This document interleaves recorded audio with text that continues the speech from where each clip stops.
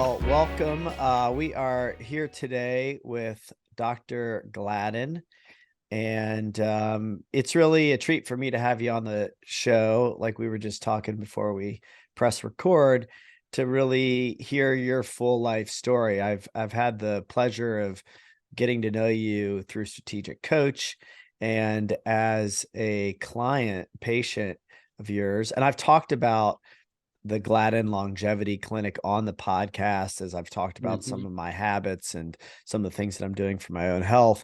So our audience has probably heard me talk about you and your clinic, but doesn't know you. So it's great to have a chance for them to get to know you, and me too. Yeah, well, those are two different things for sure. So yeah, it's exciting for me to be here and have a chance to share. So Yeah, good. Good. Well, let's start at the beginning, and maybe you could just share kind of where you're from and what your early childhood memories are, kind of whatever stands out, jumps out about your family life as a child. So I was born in Jackson, Michigan, and I was born in 1954. Although I wake up 27 every day, as you know. Right. But I was born in 1954. I was the second child of two children. I had an older sister who was born in 1950 and had an anoxic birth. So as she was coming through the birthing canal, they stopped my mom's contractions and pushing and things like that. And it turned out that she suffered some brain damage in that process while they were waiting for the OB to show up. And nobody really knew about it until she started kindergarten. And she just wasn't cognitively able to keep up. And the reason I mention that is because it had an impact on everyone's life. And my parents were told, this was around age 5 for her, I would have been about 2.5, that, they should just put her in an institution and forget about her. And my mom at that point was about 25 and my dad was about 29. And they decided not to do that. They loved Linda, and she'd been their daughter for 5 years, and they weren't going to step away from that. So they spent the rest of their lives, quite honestly, making sure that Linda was cared for. And Linda lived with my mom in the latter part of her life. They tried her at different schools, so to speak, and things like that. But as I grew up, that was one of the overarching themes in my family was Linda's kind of disability, if you will. I had a good childhood. I think in a lot of respects, my dad worked hard. He was in the insurance business, estate planning business. My mom was a homemaker. I was very close with my mom's father. He was actually more like a father figure to me in many respects than my own dad, because my own dad was quite busy. And so, he's the guy that would throw the baseball and tell me jokes and play cards and teach me games and take me out and do stuff and just have me jump in the car and go around town with him as he ran errands and, all those kinds of pleasant things you do with grandparents. But I I ended up in a scenario where my dad took a job in Boston. We were living in Philadelphia. We moved from Jackson to Grand Rapids when I was 2, and then at age 7 we moved down to Philadelphia. And at that point, my dad was in charge of the John Hancock Central City agency, if you will, and kind of grew that into one of the top agencies in the country. But then he was invited to go to Boston to work in corporate, and so we went up there for a couple of years commuting from Philadelphia. And that was a difficult time for me because my mom started to emotionally kind of rely on me. He wasn't there, and they weren't all that close anyway.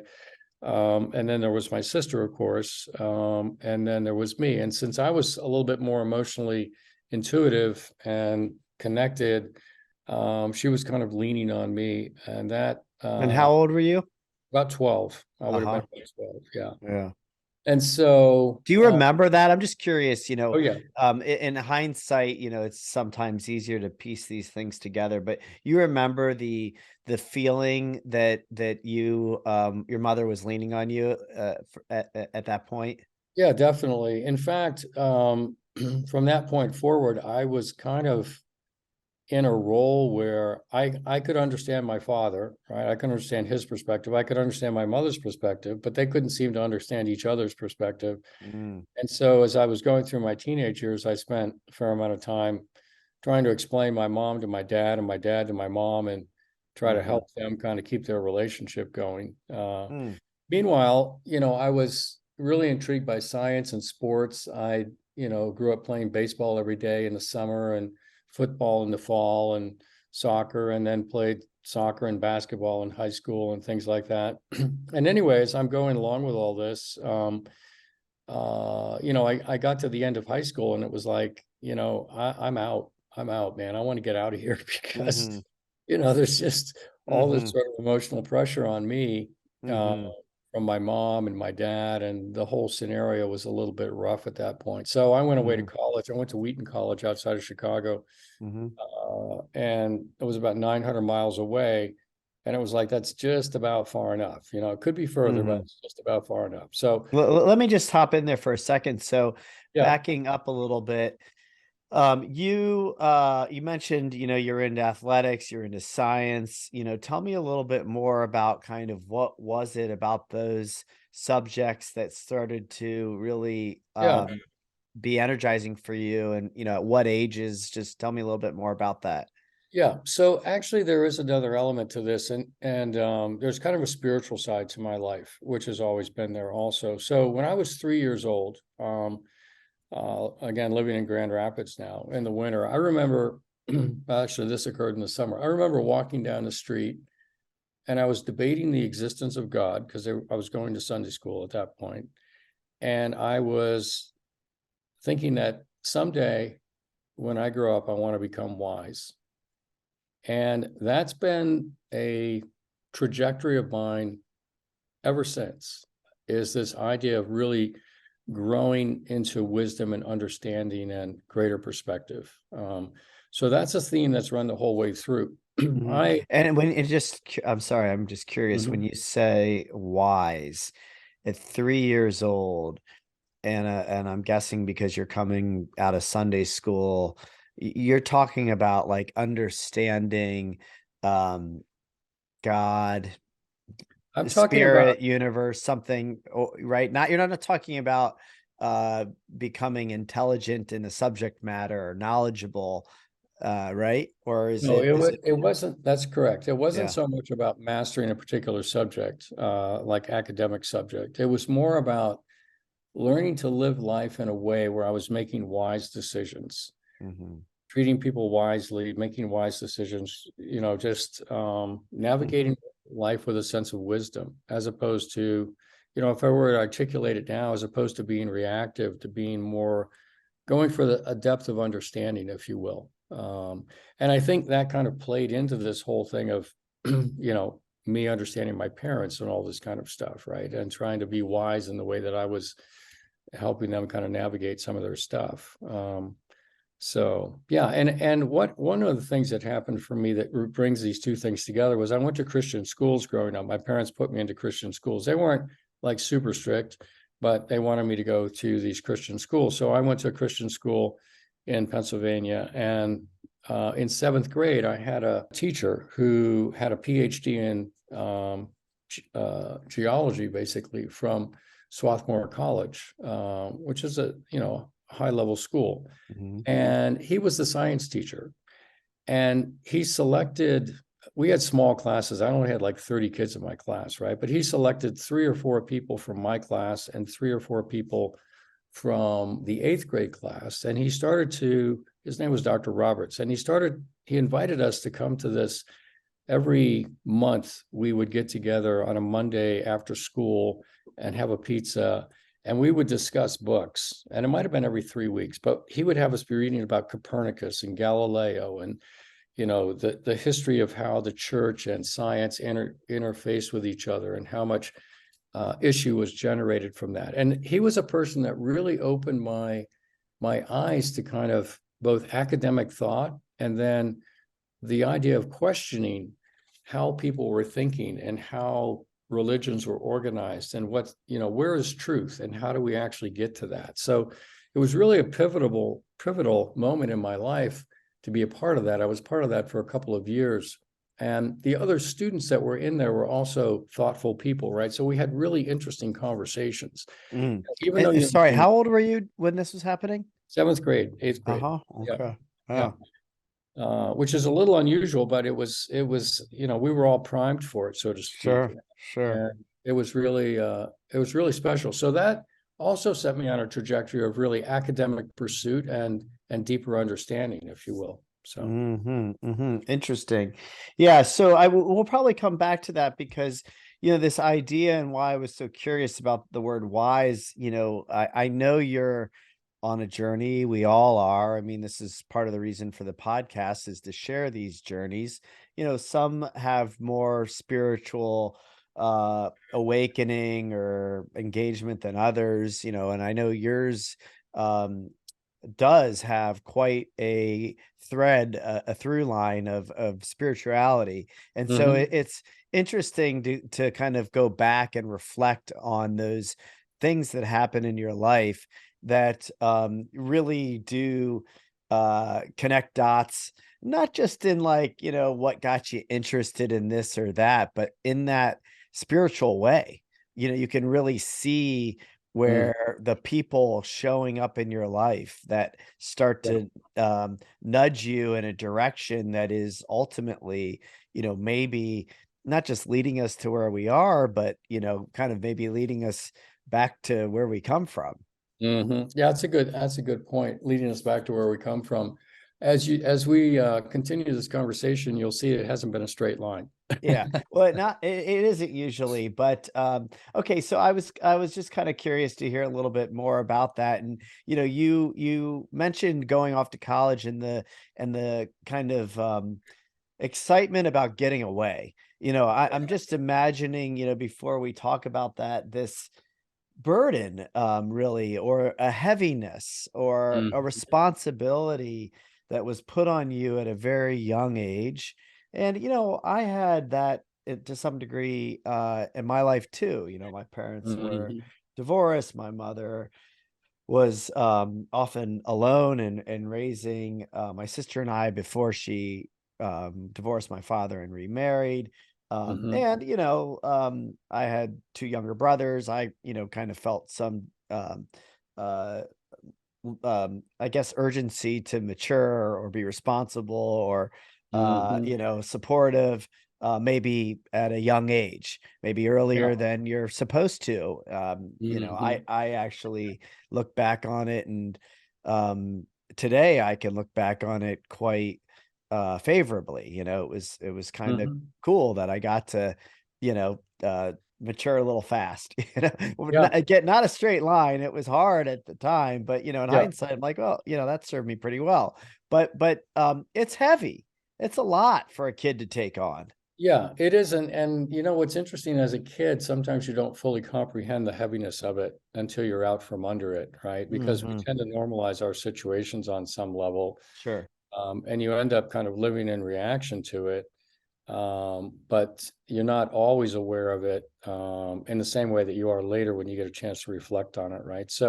Hmm. So it was an interesting time, but there were a lot of good times too. We Hmm. had a lot of good times, and my parents were very encouraging of me academically. They were also taught me a really good work ethic. Mm. Like I remember my mom having me clean the garage, maybe when I was in seventh grade or something like eighth grade, go out and clean the garage. And I'd go out and take everything out and clean the garage and hose it down. And she'd come out and inspect it, say, no, no, Hmm. this isn't good enough. You got this and this and this, and do it again.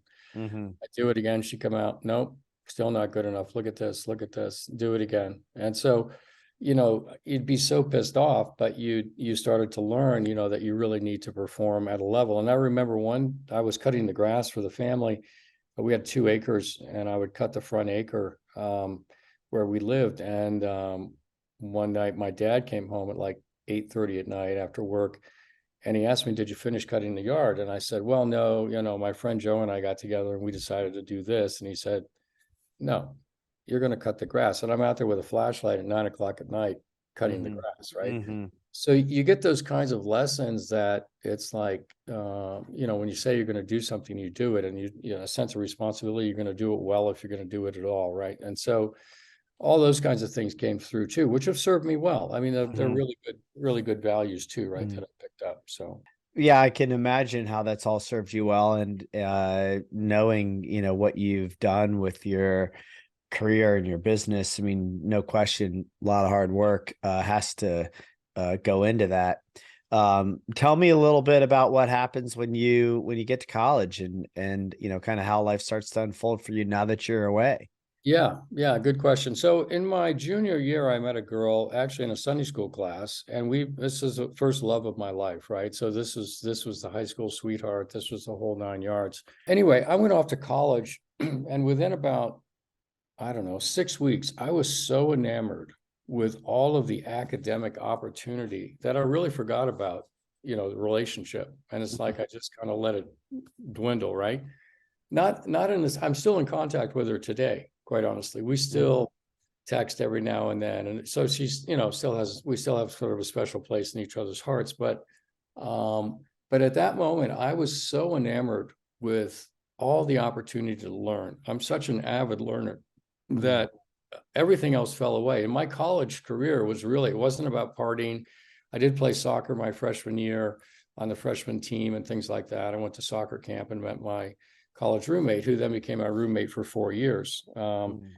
And we became best friends. And so that was a little bit of my social life. But other than that, man, I was studying, I was reading, I was taking interesting classes. I was like a kid in a candy store. Mhm. And one of the things that I did was I ended up majoring in chemistry, knowing that I wanted to go pre-med because I was told in high school, we're not sure that you have enough academic chops to make medical school.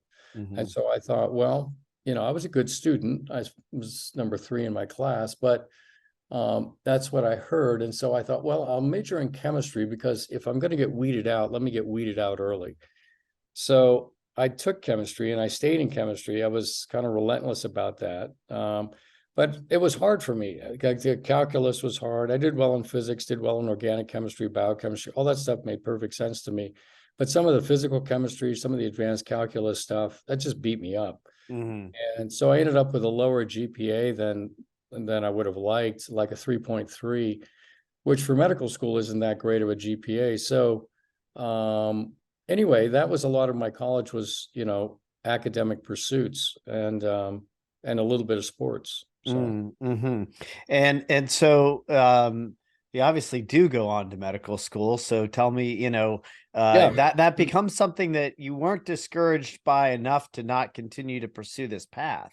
well, so this is where the story gets interesting too, because I applied to about 26 schools, and I was interviewed by one, um, and they didn't accept me.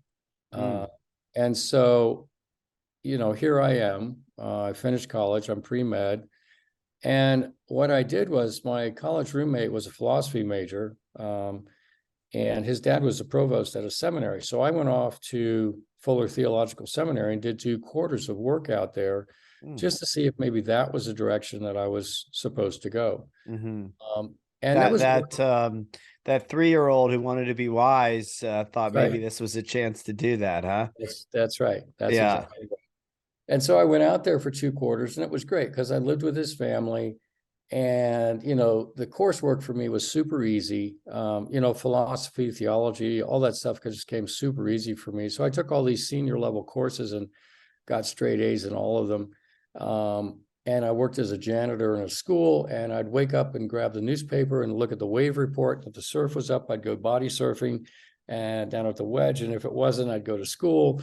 And, it was just like this luxury period in my life. But what I discovered about that was that, I could study theology, philosophy, I could do spiritual things anytime, but I can't just be a doctor anytime. If I'm going to be a doctor, I want to go study that. Plus, I wanted to do something with my hands. I like doing something with my Mm, hands, and to just be cerebral all the time wasn't really that appealing to me. So I went back and reapplied, and they brought me in, and ended up talking to the dean of Temple Medical School in Philadelphia. And he said, you know, we really liked you a lot. We know your GPA is a bit low, and your MCATs were a little bit off.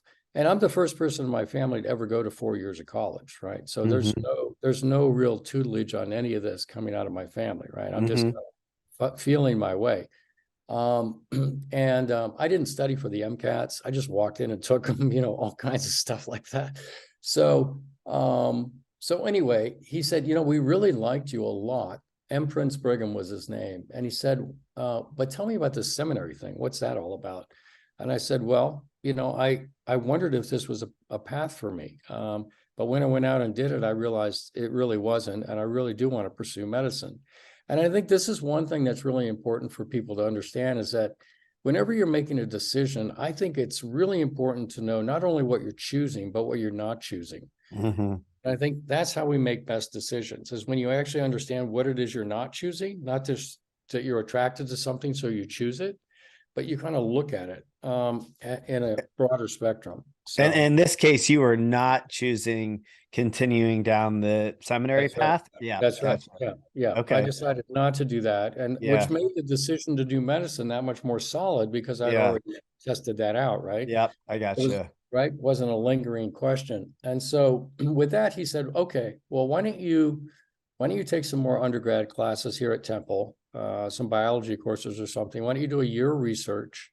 I've got a guy that has a lab that, you know, could use your help. And then apply early admission. And if everything looks good, then we'll accept you. And that's what happened. Interesting. Very interesting. And I'm sure there's more there to come back to as we go Well, forward. there is because of this. So I Yeah. get into medical school and I'm looking around and I'm like, you know, all these people are here. I don't know if I really deserve to be here. Right. So you carry that with you. It's this question of, am I an imposter here? Right. A little bit of that imposter syndrome. Am I really good enough to be here? Based on what I heard in high school, the course that I just gone through. And then, you know, my first semester, you know, I'm number 3 in the class for anatomy. You know, I graduate AOA and I graduate with honors, and you know, I do incredibly well. Because at some point in the coursework, then I realized, you know, I'm not the smartest person on the planet, but I'm actually smart enough to do anything I want to do. And that was a turning point for me, because all of a sudden I stopped beating myself up about, well, you should be smarter here, or you should be smarter there, or, you know, whatever. And I just made peace with the fact that I have the gifts that I need to really do whatever I'm interested in doing. Right. I Yeah. don't want to be a astrophysicist. That's not my aspiration. So Yeah, I was kind of curious because I was wondering, you know, as you described that, how much of the success you were having in school was driven by a need or a desire to kind of prove that you were enough, you belonged, or how much of it was driven by now this new piece that you described that was really just passionate about the work. It was passion about the work, Yeah. 90%. And there was Yeah. that lingering thing of, am I good enough? But it was Yeah. really, I was so enthralled with what we Yeah. were learning. Yeah, I just loved Awesome. it. I couldn't get Yeah. enough. What a great feeling now, because you've, like you said, you've said no to something and now you've said yes to something and it's everything you thought it would be. And so now That's you're right. all in. That's right. So tell me, you know, you obviously you know, you go through medical school and start to go down the path of traditional medicine, right? Yeah, exactly. And in my senior year, you know, when you're going to decide where you're going to go to match for your internship and residency, I decided to go into internal medicine initially. I hit another kind of milestone, which is that I'd always been very independent, right? I mean, I, you know, lived in California, went off to school, you know, do anything by myself. And all of a sudden, I became very intimidated by the fact that I'm going to go off to some hospital in some city, some place, and I'm going to be working 100 hours a week, and I'm not going to know anybody. And it's going to be like the loneliest thing on planet Earth, right? How am I ever going to meet? I mean, even if I meet somebody, how am I going to have any time to even have coffee with somebody, right? And so I was over at a classmate of mine's home, who was the cousin of another classmate, a girl in the class, and we were playing guitars. We'd get together on a Friday night, you know, I'm going to say 6 times out of the year, and have a beer and play some guitar. And it was super fun. It's just always fun. And his cousin came over and we started chatting. And I'd never really liked her from freshman year, but we started chatting. Next thing you know, we strike up this dating relationship. The next thing you know, it's like, well, if we're going to be together, then we need to get married. Otherwise, the match won't, just because we're boyfriend, girlfriend, they won't consider that. So we ended up making plans to get married. We get married 3 months later. And, it's kind of like making a life decision based on really poor input. So it was the opposite of wisdom, right? Yeah. But How this old were you at that time? 26. I was Yeah. 26. Yeah. It's funny just to kind of pause and reflect on, because Yeah. what's the saying that we make like the most important decisions in our life when we are least prepared to do so. I mean, Yeah. right? I mean, Yeah. here you are, you're now about to start going out into the world and becoming a practicing doctor, and so you're perfectly smart enough and capable of making some pretty serious decisions, but this one Right. Right. Well, gets made that's, in a pretty yeah. uninformed way. Yeah. Well, they're emotional decisions. We Yeah, make a that's lot right. of decisions for emotional reasons, right? And Yeah. we got married and went off to Cleveland, did our residencies at Case Western. She did pediatrics, I did internal medicine, and my son was born there. And that was fantastic. That was another milestone because, and maybe this is true for you too, but I realized that when Chris was born and I held him there that first night, Cindy went through 24 hours of labor, kind of a first child stalled labor kind of scenario. She was exhausted. Chris was born probably at 2 a.m. And so she's conked out, rightly so, of course. And I'm laying there on this cot next in the room with Chris holding him. And oof, I never Mm, felt love like that. I mean, mhm, it was mm, unconditional love. Like, oof, mm, I had mm, never felt that before. I mhm, hold him up to the window, here's your first sunrise, right? Welcome mm. to planet Earth, right? I mean, just like, wow. Yeah, it's pretty cool. Yeah, very, very cool stuff. So anyway, that was life changing for me to feel that kind of love. Mhm. And that was very intense. Yeah. Yeah, that is hard to ignore. I mean, I suppose, people miss it, but those are pretty big moments and they're Mhm. pretty powerful. They definitely change how you think about a lot of things. Bringing kids into the world it's a game changer. Yep. So, yeah, so you're studying internal medicine, you're in Cleveland. Yep. Tell me about, kind of where things Yeah. go from here. So I basically decided in medical school, Temple didn't have every rotation I needed to do. So I'd done family practice in San Diego at the University of California, San Diego. I did a neurology rotation in Boston at Tufts, and I did an intensive care unit, CCU, cardiology care at the Mass General. I went up there and did a rotation for a month. So you go up to this place for a month, you rent an apartment, and you basically function as a student there at Harvard or Tufts or wherever you are. And I met a guy there, and he was the attending physician, Dr. Johnson, and he just really took a liking to me for some reason. We started talking about art and philosophy and all this kind of stuff. And at the end of the rotation, he invited me, a medical student, over to his house for dinner to meet his family. And he'd built this whole room just to house one painting, right, in Hmm. his home. And he wanted to show it to me.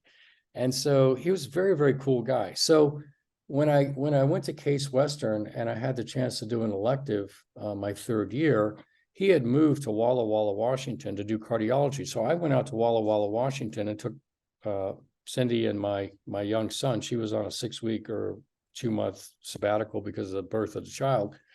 I went out there and hung out with him for a month and did cardiology with him. And that was kind of my first introduction to seeing cardiology kind of in real life, if you will. Mm-hmm. And so I found that very intriguing. And Mm-hmm. I also realized that I found relating to physicians that were more than just about being a doctor. Mm-hmm. Like a lot of doctors, their identity becomes I'm a doctor. Mm-hmm. And one of the things I realized is that my identity was never being a doctor. It's like being a doctor is something I do. It's something I know how to do. It's something I'm very good at, but it's not my identity. My identity is much bigger than that, right? Mm-hmm. It's much more of a spiritual identity, an interpersonal identity, a relational identity, right? An athletic identity. And medicine is just a piece of it. Mm-hmm. And I saw that in him. He was modeling that for me too. He was an artist. He wrote poetry. He collected art. He did other things. He liked fly fishing and, stuff Mm-hmm. like this. And so he was a good role model for me in that sense. So that was Mm-hmm. nice to kind of get that sense of perspective between, medicine and real life, if you will. Yeah, I'm sure that was hugely impactful for you because I would imagine a lot of doctors um, come from a very kind of high achieving, high drive, right? Like this is a tough path.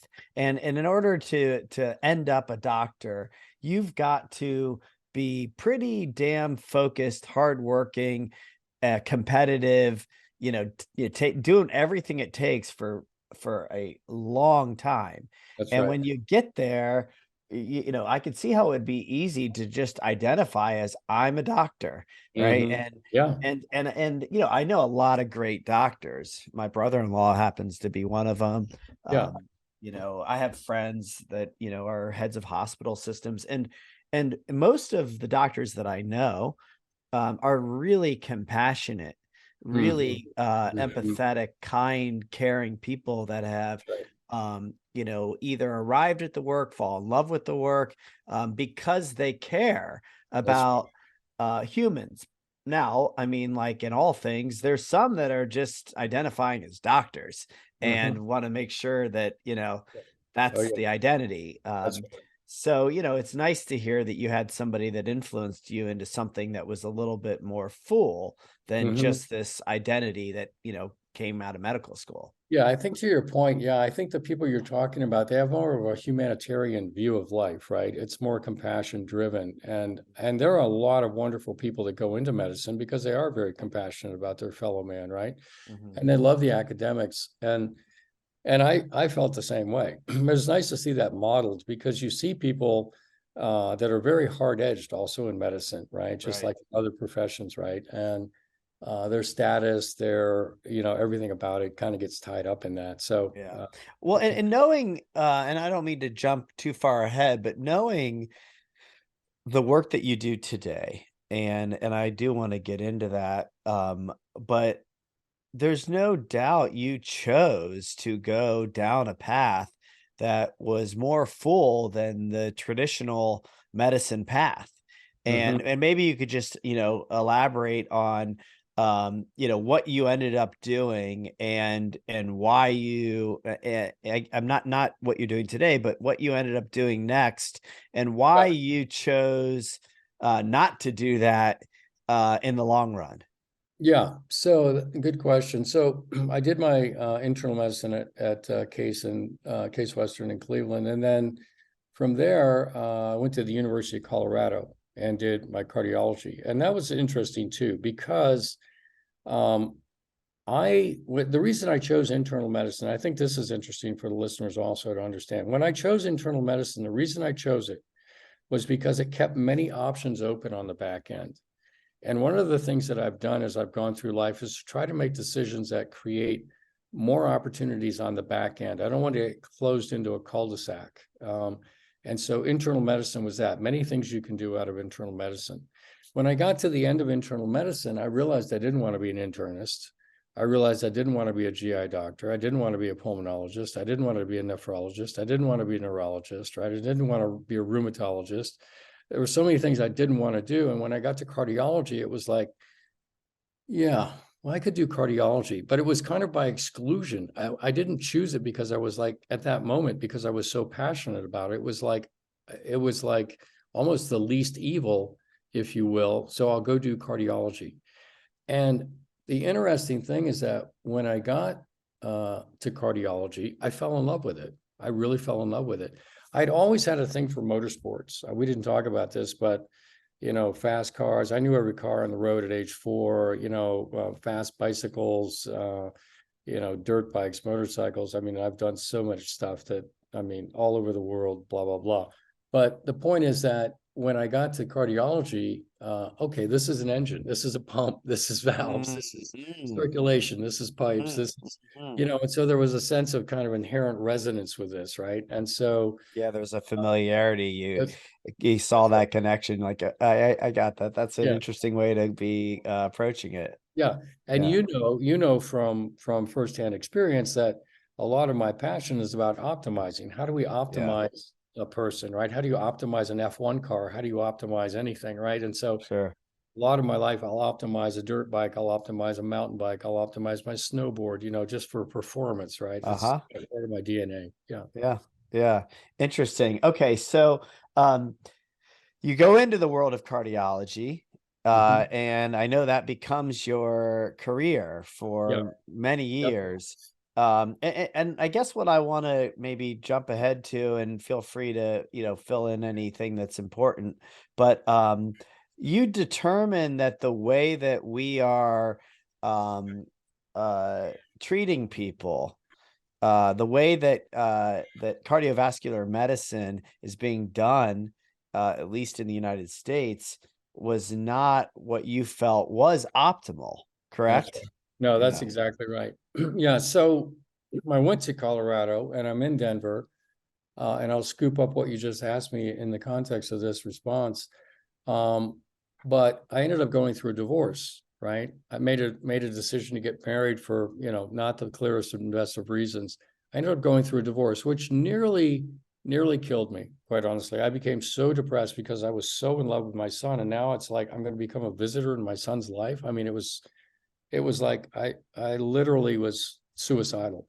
And so actually I was able to work all that out to where I ended up with joint custody and ended up with a lovely relationship with him through the years. But at the time, oh my gosh, talk about a crisis. I mean, it Sure. was it was a true crisis. And so that got solved. And so when I finished cardiology, I or the training, I decided to move to Dallas because it was a direct flight for my son to be able to come down and visit me every third weekend, which we Mm, did for years. And um, I went to Dallas also because it was a land of opportunity for an interventional cardiologist, somebody that goes in and does heart casts and puts in balloons. And at that time, we didn't even have stents, but evolved into all that. Um, and so, Texas has a lot of chicken fried steak eating, tobacco chewing people, right? So I'm like, yeah. okay, this will be a good target rich environment for me. So I moved down there.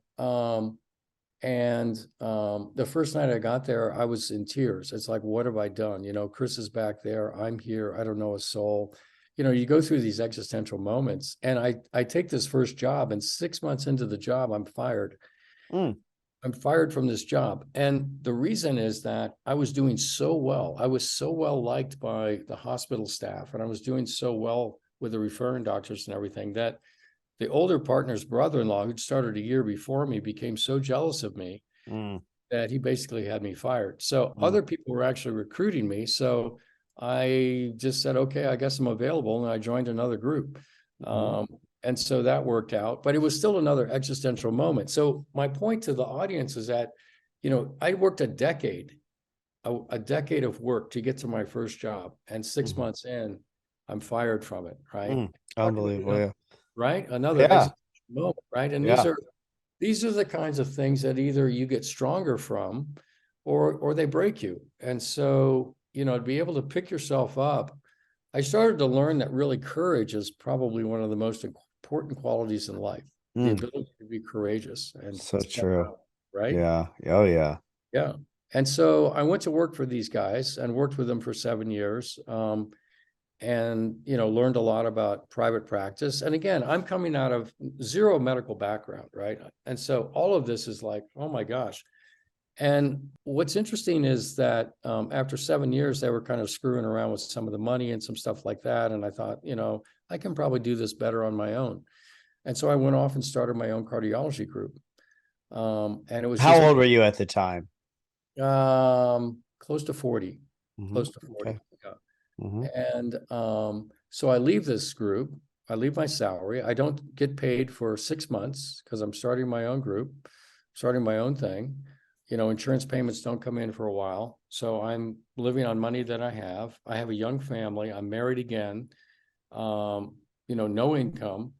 And I've always had this thing. I didn't tell you this, but I was looking at having the Navy pay for my medical school. I put myself through medical school. My parents never helped me with medical school. They never helped me with college either. I paid for a third of my college, and my grandparents paid for 2/3. They were so focused on Linda that none of that was happening. Oh, Hmm. and by the way, as I was in medical school, I get a call from my dad when I'm probably about 27 or 28 saying, "Hey, Jeff, you're doing really well. We're so proud of you. You're doing great. I just want to let you know I had a life insurance policy that you're the beneficiary of, but I just canceled it. And, your mom and I, we just redid the wills and we're going to leave everything to your sister." Peace. And so it was a little bit like, oh my gosh, I am completely on my own, right? Uh-huh. Nobody has my back, right? Yeah. I'm completely on my own. I've gone through a divorce. Now I'm leaving the group I'm in, right? Talk about, the courage it takes to actually follow your heart and do what you want to do. I mean, these have been defining moments in my life. And I think, Each one of those things by themselves takes a lot of courage, but then yeah, to start your own business, to leave a good gig when all of that has transpired takes right, tremendous courage. yeah, Yeah. exactly. So I did, and I built that up to 10 offices, 12 doctors. We flew around in a little A36 Bonanza to get to outlying clinics. I started cath labs. We owned cath labs. I got involved with medical device companies and startup companies. And that's when I realized I was an entrepreneur. And that's when I discovered strategic coach. I didn't Hmm. even know I was an entrepreneur, but Mm. I had paid for medical school by painting houses in the summer, which I started in college to pay for college. And I was working for some high school teachers at that time. And I realized, you know what, they're screwing us around. I'm going to go start my own company. So Hmm. I started my own company and took two guys with me. And then I would go out and get the leads and, do the bids and get the business, and we'd Yeah. pay and move on. Right. And You're an entrepreneur. And it's that's funny right. thing is, and I actually just had this experience real recently. I was visiting my parents in Florida, and one of their friends came over to the table and asked, what do you do? And I just kind of knee jerk said I'm a real estate developer because I felt like it was like the easiest thing for me to just answer the question. And I Right. was driving down the street later that day with my mom, and I said, I've got to start saying I'm an entrepreneur when Hmm. people ask me that question, Right. because like you, I mean, I have always been doing entrepreneurial stuff since I was a teenager, Right. but I never identified with that, mostly because Exactly. I didn't even know what it was, Right. Yeah. Yeah. That's right. No, And that's you get exactly. into these silos where you're like, I'm a doctor, you Hmm. know, but Yeah. really you're way more than that. You're an entrepreneur. Yeah, no, that's exactly right. And so I didn't even realize I was an entrepreneur. I just thought I was doing what I needed to do. And doctors are not particularly entrepreneurial. There are some very entrepreneurial physicians, but the vast majority of them are not, right? So Mhm. so it was interesting to kind of go out and figure that out. Okay, I guess I am entrepreneurial. That's when I joined Strategic Coach. And so that was kind of a game changer also. Mhm. So anyway, I built up this cardiology group, and now I'm in my 50s, and I'd played soccer in college. I mentioned that, and I could run all day, right? So in my 40s, I realized I was starting to put on a little bit of weight, and I was, not feeling that great. And so I thought, well, I'll start to get in shape again. So I went out for a run, and I ran 2 blocks, and I had to stop. Mm. And I thought, oh my gosh, the wheels have come off, right? And I think this is another true thing, which is that we basically, all of us, leverage our health for the sake of our education, building our family, building our business, whatever it is. We go through that point when we're youthful and we feel good, and we just leverage our health to make this stuff happen. And then we try to scoop it up on the back end. We try to get it back. And so I started working out. I started riding my bike to work. I started, riding my bike on the weekends, lifting some weights, trying to eat better. And sure enough, I got back in pretty good shape. 3 or 4 months later, I could go run 3 miles and I felt, a lot better. But that only lasted for a decade. In my 50s, the wheels started to come off again. Now I'm putting on weight again. I'm getting tired every morning. It's hard to get out of bed. If I come under stress, I'm becoming anxious and depressed. And it's like all of a sudden, it's just like this whole new raft of challenges that are happening physically for me that I've never had to deal with. So that's when I went and got tested. And this part of the story. That's when I went and got tested by my colleagues. And I was simply told, hey, everything checks out for your age. You're just getting older.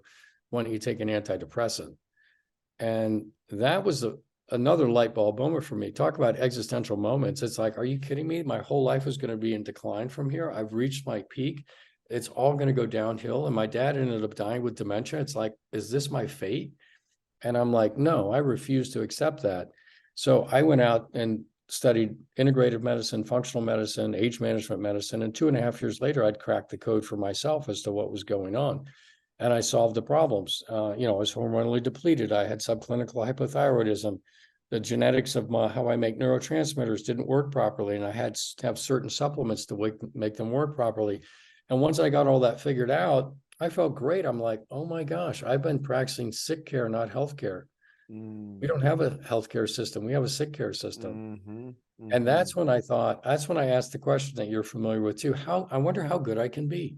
If Mm. I can feel this good, how good can I be? And how good can other people be? There have to be a lot of other people experiencing this. I want to help them. And so after building the heart group into 12 doctors, 10 offices, and all this stuff, I stepped away from the cardiology group. I stepped away from another courageous decision because I knew how to make a living, as a cardiologist, insurance reimbursements, blah, blah, blah. And now I basically base jump off of a cliff, right? And it's like, I have no idea how to make a living without an insurance payment.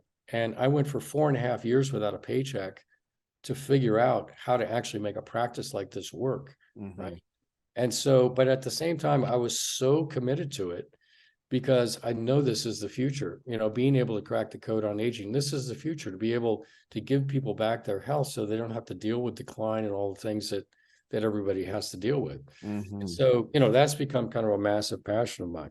So Oh, yeah. I mean, this is it. I mean, this is what you have dedicated your life to doing. that's right. And yeah, the courage. Once again, I'm just kind of struck by that courage. It's pretty, it says something about you and also your passion for really trying to do things in this wise way, right? I mean, That's right. there's the wisdom coming back in Mm-hmm. saying, you know, I can't do this, treat sick people. This is not how it's supposed to be. There's something that just feels like, there's some wisdom in that That's has you following the calling to go yeah. do something else. There's a saying in the U2 the band U2 has a documentary, this old documentary where they talk about sometimes you just have to throw out the entire That's right. you got to start all over. You got to throw it all That's right. away and you got Yep. to start all over to get to Yep. the next thing. And but that's really hard for people to do, It especially as is. they get to places in life where they're pretty comfortable, Yep. Yep. and Pretty so on. comfortable. They've got responsibility. There's a paycheck coming in. They've got a family. They've got all this stuff. And so I'm doing this while I'm going through a second divorce, Mm. stepping away from my income, watching half my assets go away. Now I'm responsible for putting kids through, private high schools and then private colleges. Meanwhile, no paycheck. And I have other sources of revenue because one of the things I'd done was to co-found a heart hospital with another cardiologist, actually a former partner of mine, which has grown into really a massive thing. And I'll talk about that too. But it takes a lot of courage to be true to yourself. And one of the things that I think the audience should understand is that if you're going to live a really rich life, and I don't just mean get by and be comfortable and that kind of thing, but a really rich life where you're able to bring all your gifts forward in an unencumbered way. They talk about dying 1,000 deaths, right? And so you basically die to kind of where you are now, and so that you can be rebirthed into a new field of possibilities. And being able to step away from what's familiar, having the courage to do that, understanding that it's part of your path to step into this new sense of possibilities. And I know you've done this in your life. This is so critical, I think, to us really actualizing who we are and living our best lives. Yeah, no question. I've talked about this on prior episodes, but Eric Schmidt has a saying that you have to run to the next chapter.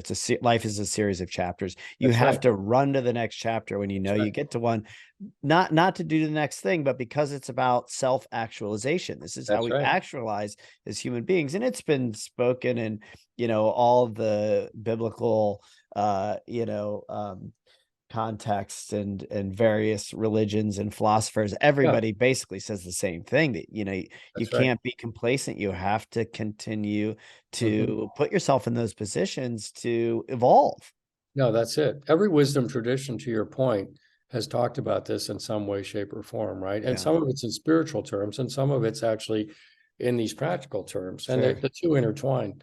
Oh yeah. So, yeah. Well, okay, so let's I want to talk a little bit about how they intertwine for you, because I know a lot has gone on in your life since I've known you, as far as your evolution as a human being and where you are spiritually, and how that informs your work. But before we do that, let's talk about Apex Gladden Longevity Clinic. Let's talk about then what do you land in? What did you go create? Hmm. For the audience. So I mean, I know what it is, but Sure. you describe where you ended up with that next move. Right. Well, the intention has always been the same, which is to answer questions like, how good can we be? Right. I wanted to step out of sick care, which is reactive to a problem. There's really three layers of medicine. Okay. The first layer is what we're all familiar with. We'll call it traditional medicine, and it's symptom driven. And the reason it's symptom driven would be, Brett, if I ask you, did you see your doctor today? You'd say, well, no, I feel fine. So it's all really symptom driven, right? And below that is functional medicine, which is root cause medicine. Let's get to the root cause of why you have the eczema, or why your stomach's upset, or why you're bloating, right? And that's great. But below that is longevity medicine. And longevity medicine is focused on the things that are actually driving aging. Because the thing that most people don't realize is that aging is an exponential process. It's not a linear process, but we perceive it as being linear. We think, okay, every year another birthday, a little older, it's linear. I don't feel that much difference. It's a linear process. But in actual fact, when we observe it, we see that it's exponential. We know people age so much more between 70 and 80 and 80 and 90 than they do between 30 and 40 and 40 and 50, right? We see the exponential slope, but we have such a hard time projecting ourselves into that. Hmm. And if I ask you, what are you going to be like 10 years from now? If you're listening to this and you just ask yourself, what are you going to be like 10 years from now? It's like, well, I don't know. I'll probably be like I am, right? It's very hard to imagine decline or exponential decline. Very, very Right. hard. Well, or if you've been in your program long enough, my first thought is I'm going to be even better. Exactly. No, Right. exactly. But the natural history of it is not that, right? So Yeah. So one of the insights that I've had is that while aging is an exponential problem, many of the responses that we take are linear responses, not exponential responses. And what I mean by that is that we get to a point where we don't look like we want to, can't do what we want to, don't feel like we want to. And so our approach is to get healthy. And we're going to eat better, get a Fitbit, get a Whoop, get a Oura Ring, whatever we're going to do. We're going to get a trainer, blah, blah, blah, blah, blah, blah. And it's a get healthy strategy. And in fact, it works, right? But it doesn't work forever. Mm. It runs out because the drivers of aging are not being addressed, and they sweep you up and you end up going over the falls. So to have an exponential response to an exponential problem, to answer your question now, what am I all about? It's about cracking the code on aging to put together, fabricate an exponential response to an exponential problem. And we're Mm. decoding that on multiple levels. It's really, really fascinating. And I will just tell you this, that youth ends at age 26. when you look at the proteomics of aging, which are the proteins that are released in the blood related to aging, youth ends at age 26. There's a wave of aging that comes in at age 34. There's aging going on the whole time, but another wave comes in at age 60. And between age 63 and age 78, those 15 years, right? It's a massive wave of aging. So it is anything but linear. It is a massive wave.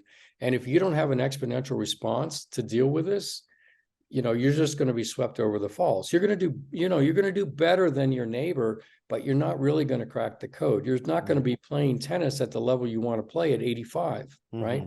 Right. And so what we're about is staying young for a long time. Because longevity is an abstract term. Everybody talks, I want to be 156, Dan, I want to be 180, Dave Asprey, I want to be 300, Peter Diamandis, what does that even mean? I mean, how do you relate to that, right? Every picture I see of a 100-year-old or 120-year-old, it's like, man, I don't think that's what I'm going for. But we all know how to relate to being young, and that's what I want. So 100 is the New 30 is the book that I have coming out this spring. And in that, we're breaking down basically an exponential response to the aging process as to how to stay young. And if I die tomorrow, that's fine. But I want to be young for as long as possible. And that's what I'm passionate about. And that's what we've built in this new company, Gladden Longevity. So sometimes there's a bit of a stigma around this idea of like staying young or not aging gracefully, or right, like embrace your age. You're not as young as you used to be. I mean, you hear all these sayings, but right. It's not really about that. It's about, and I'll let you describe it. It's really about how you feel and the experience that you get to have in being in life. Right. That has a energy to it, right? It's really more energetic than it is about a 100%. number. Yeah. 100%. Yeah. And energy is a key factor here. So, there's several things about what you just said that are really insightful. The first is that we've actually normalized aging as a society, and it's normalized in our medical system, and it's normalized in our friend groups and our businesses, right? And so it's expected that when you're 65 years old, well, maybe you should stop snowboarding. Maybe you shouldn't be playing tennis if you're 70. Maybe that's a little too old, or whatever it is. And so we get all these social cues. Well, you should retire. You should do all these things, right? You're at that age. Right. And I think this is a courageous response, but the courageous response is to say, no, we are the first generation to live in an age where there's enough science that doesn't have to be the case. And literally it doesn't. And so, it's like saying, no, I want to stay young because, and I'll tell you why. When that exponential curve of decline is coming down, right? So you start here, let's say at age 25, and then it comes down exponentially over time to say age 80. Our impact on the world, the impact that we make, is also going up exponentially. So every decade, we have more impact on the world than we did the decade before, until those lines cross. Once they cross, once that exponential decline hits that exponential impact, you may have impact for a few more years, 5 years, 7 years, whatever it is. But then ultimately it starts to crater because your health can no longer support you making that level of impact. And the thing that we all dread the most is actually becoming irrelevant, to where we're in a nursing home. Somebody comes to visit us out of compassion. We're grateful for that. We still have an impact on people's lives because we're still relating to them, but it's not the impact that we want to be making. Contrast that to, what if you stay young? What if you stay 30 through 100 years, right? And your impact continues to rise exponentially each decade, right? The relationships, the resources, the wisdom, right? And you're now impacting the world in such a positive way. And so really the client and your return on investment, right? To work with us is not the cheapest thing to do, but the return on investment is 100x. Because you because you get to have impact for more and more years. And that's not only a joy, it's becomes kind of your purpose in life. So it's really fantastic. And as we start to wind down and run out of time here, I do want to just take some time to connect back to that 3-year-old self, Yeah, because you're talking about wisdom and the return on investment, and you're right. It's in fact, there's I forget which Brooks it is, but there's a great book about and it's the name is title's escaping me right now, but it's about the second half of life, really. mm, And the whole just to your point about how we don't see ourselves and we never think it's going to be us, they say the same thing, that mhm. your prime productive years, from like a work output standpoint, the research shows, and society has sort of embraced this, that that's capped off at a certain level. But what his research shows is that your wisdom really That's right. ends up becoming your superpower, That's and that right. you can stay productive, right? Totally. But that's not true if you don't feel that way. Doesn't feel, um, if you don't have your health, you can't do that. Right. And so talk a little bit about kind of your spiritual growth Mm, and how you continue to um, use your wisdom, and you're this example in my life of somebody who is doing exactly what your book's going to be about, what the thesis is, what your practice is about. You're actually living that, that's and right. you're using all of it to inform your work and to continue to evolve not just yourself, but your work and your clients. So That's just right. explain to me a little, or explain to the listeners, both of us, where you're at with that kind of spiritual piece today. And that's a great question. And let me just frame it up for people so they have a sense of context. The way we think about life, really, and this whole concept of staying young for a long time, is that there are 4 circles that need to be addressed. One is called life energy. Then, of course, there's the longevity, which are the drivers of aging. There's health, and then there's performance. And what we're talking about here is on the life energy circle. And the life energy circle is the ring that binds them all. Because you can throw all the biochemistry in the world and procedures at somebody, but if their life energy circle is not dialed in, it's all for naught. People have self-sabotaging behaviors, addiction, self-doubt, lack of courage. They can't do things. They don't feel loved. They don't feel safe. They don't have good relationships. And so by focusing on the elements of that create great life energy, and one of those is spiritual alignment, right? Being really spiritually connected and having a sense of purpose. And so in my life, what's actually happened is when I went through the divorce, the first divorce, actually, when my son was born and I was so depressed, I threw God and everything related to God out the window, because it's like, here I was trying to lead a good life and it didn't work. And so I'm just heaving it all to the side. And then I kind of found my way back by doing the psychological work to solve the questions as to why was I choosing to marry the people I was marrying. And it turned out I was living in reaction to my mom. So because she was trying to smother me, um, and control me, I was choosing people that wouldn't do that, but then they didn't have the capacity for emotional intimacy, which I have a great capacity for. And so we live our lives. This is another lesson for the audience. We live our lives in reaction to the gauntlet that we've all run. Everybody's run a gauntlet coming out of their childhood and everything else. And we live in reaction to that.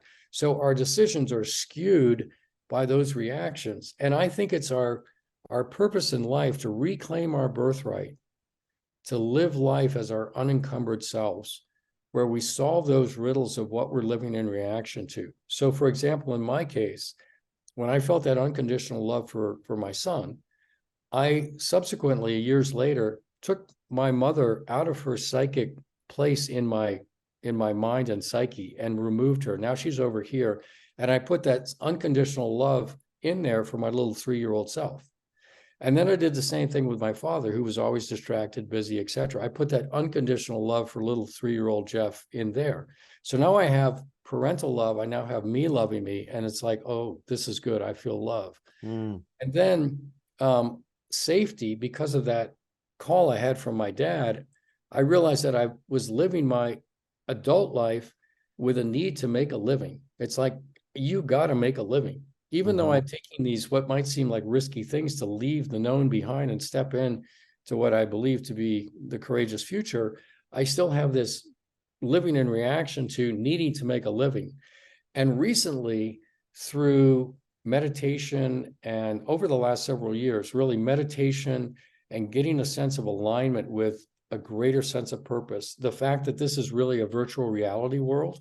We wake up in a VR world every day, and we can choose to keep the VR glasses on, or we can take them off and actually align with something much bigger than us, universal energy, the universe, source energy, God, whatever you'd like to call it, but connecting to that and feeling that energetic flow through you and alignment with that, all of a sudden it's like, oh, no, this is going to be fine.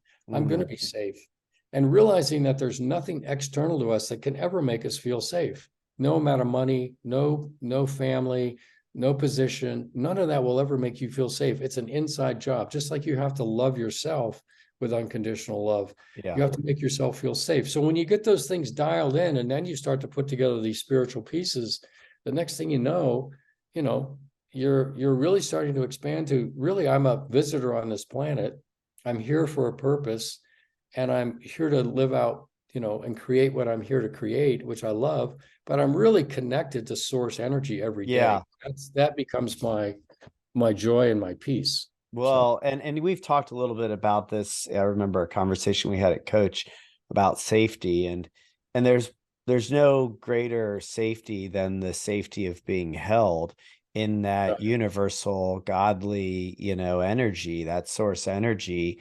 If you can find that and remember that you're held by it, you don't really need much more in terms of safety. And I commend you, because we're going to run out of time. There's probably a whole conversation around what you just shared. This inside job was your language. I'm launching a new community, and in fact, just thinking about this, I need to really connect with you on it. We'll do that here off air, but it's called Inner Space. And the name really came out of me going to A360 and watching, all these guys talking about going to Mars and going to outer space. And then my own kind of interpersonal work, realizing there's a whole galaxy universe right inside if we just go there, right? We don't need to leave this planet. There's plenty to do right there inside, and really, if we do that work, everything else really falls in line, including your physical health. That's a beautiful comment that you just made. I just want to say that because I love this idea of inner space. And when you start to think about the multiverse, there's a whole multiverse inside of us, right, that we can connect to without having to travel. So it's even bigger than outer space, quite honestly. Yeah. And if you're looking for adventure and for places to go and really explore and find things, there's no bigger platform to do that on than this whole idea of inner space. So that's a beautiful thing. Yeah, it's great to have this conversation, and I just want to commend you for your journey and your path, and how you've continued to courageously leap into what feels very much like it's always been connected to that source. And consequently, you're making a difference in my life and many others. And I believe this is really important, that we have to really change the narrative around sick care. We have to really change the stigmas around aging, around longevity, around health, around mental health, around, really why we're here and what, we're capable of, what we can optimize too. And it's not just about, this like biohacking, this is not just about like throwing a ball harder, faster, or, it's so much more than that. It's really about an energy that which permeates everything, and including, generationally. If you're healthy, if you feel good, if you're in that source energy, it's going to impact your kids. It's going to impact your friends. It's going to impact your relationships. And, Yeah, you know, see so much courage in that. Even as you describe the marriages, you know, Mhm. to really see, to, you know, that you actually did the work to see what was happening, you Mhm. know, and Yeah, and realize your role in it. You know, it's just great stuff. So thank you. I yeah. appreciate it.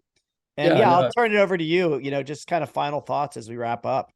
yeah, I would just, for the audience, I would just say that it is a courageous act to live well. And that when you feel like you're in your darkest place, it's actually, there's always a doorway into another universe. And to look at everything as an opportunity. I see everything as an opportunity now. And I would just encourage you to also do the work for yourself to get to that place where you love yourself and where you do feel safe and you do feel connected, because it enables you to stop living in reaction to things. And so you don't go into situations on tilt. You go in as your unencumbered self, where you can bring your gifts forward and you can bring your passion, your compassion forward, and people will receive you so much better. And the impact you'll be able to have will be so much greater, and you'll have so much joy in your life out of that, which, to your point, you said earlier, actually has a profound impact on your health, right? Because if you're living in the stress of being on tilt all the time, it's massively destructive to your health. So it all ties together. What I love is how this really has become very much of a spiritual quest. When you talk about longevity and health, it's not just about biochemistry or biohacking, or we're going to take 2 supplements because our mitochondria are going to get better. Yes, that's important, but that's not what we're talking about here. That doesn't get it done. So, Yeah. yeah. Yeah. Awesome. Well, Dr. Gladden, thank you for taking the time. I know our audience will love it. We'll make sure everybody knows where to find you, and Yeah, can't wait for and that book to come yeah, out. and we have a podcast too, if they're interested, the Gladden Longevity Podcast, which Yeah. we're talking about age hacking there, age hackers. But if they just go to the Gladden Longevity Podcast, they can see we've recorded over 175 episodes now. It used to be Living Beyond 120. And Mhm. Gladden Longevity is the website if you want to check out some things there too. So Yep. We'll link that in the show notes, but thank you. Appreciate it. Love the thank you. conversation, and Really yeah, love it.